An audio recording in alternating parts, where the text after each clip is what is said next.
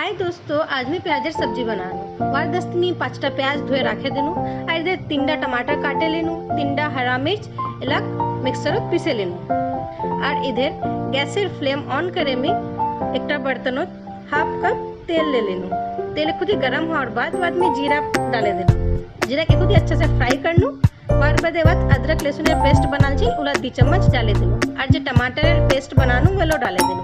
उलाक मिलवार बाद हाफ चम्मच हल्दी दिनु, हाफ चम्मच मरचीनेर गुड़ा दिनु और अच्छे से मिलानु। 5 मिनट तक मिलानु। ये खुद ही जब भुने गए वार बदे में बाद हाफ कप दही दे देनु। वार बदे में 10 मिनट तक वो फ्राई करनु। वार बदे हाफ चम्मच नमक दिनु, हाफ चम्मच गरम मसाला दिनु। फिर खुद ही फ्राई करनु। फिर उला प्याज जे छिलो 5टा प्याज ही वो डाले दिनु और एक खुद सा पानी दे देनु।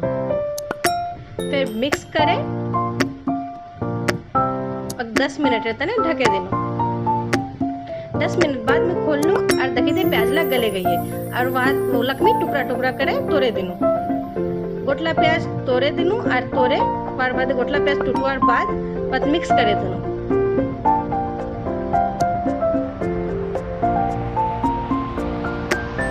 मिक्स करवार बाद एक खुजी सामी आर पकवा दिनु। बार बादे एकटा प्लेटत निकले भातेर साथे खावार मजा लिनु।